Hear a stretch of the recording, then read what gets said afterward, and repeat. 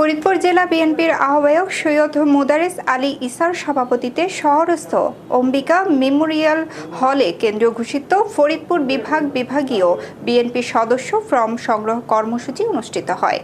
উক্ত কর্মসূচিতে কেন্দ্রীয় বিএনপির vice president doctor Asaduzzaman Ripon, BNP chairperson Begum Khaleda Zia, উপদেষ্টা জনাব নজরুল হক শাহজাহান মিয়া, ফরিদপুর বিভাগীয় সাংগঠনিক সম্পাদক শামা ওয়াহেদ রিঙ্কু, সহ সম্পাদক সলিমুজ্জামান সেলিম, খন্দকার মাসুদুর রহমান মাসুক সহ ফরিদপুর বিভাগীয় অন্যান্য জেলার নেতৃবৃন্দ উপস্থিত ছিলেন।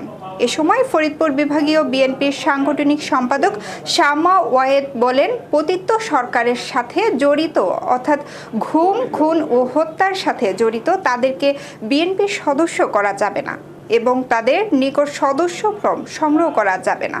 প্রধান অতিথি কেন্দ্রীয় বিএনপির ভাইস প্রেসিডেন্ট জনাব ডক্টর আসাদুজ্জামান রিপন বলেন, শহীদ রাষ্ট্রপতি জিয়াউর রহমান দেশের গণতন্ত্র ভিত্তিক তৈরি করে দিয়েছিলেন। গণ অভ্যুত্থানের পরে দেশের নির্বাচন সরকারি আসে সাধারণ, কিন্তু এই অন্তর্বর্তীকালীন সরকার যেসব সংস্কারের রূপরেখা ও কমিশন যেসব সংস্কার প্রস্তাব করেছেন তাকে কেন্দ্র করে যদি নির্বাচনকে পেছানো হয় তাহলে দেশের একটি গোলযোগ সৃষ্টি হবে।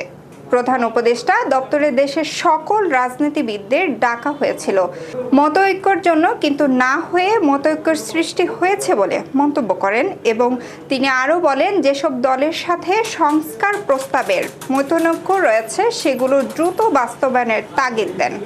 সংস্কার একটি দীর্ঘ প্রক্রিয়া, তাই জনগণ যাকে ভালোবেসে ভোট দিবে, নির্বাচন করবে, পরবর্তী নির্বাচিত সরকার এই সংস্কার চালিয়ে যাবে এবং সংস্কার প্রক্রিয়াটি একটি চলমান প্রক্রিয়া। পরিশেষে সদস্য নবায়ন ফি 20 টাকা ফি ধার্য করে সকল নেতাকর্মীদের নিকট সদস্য ফর্ম বিতরণ করেন।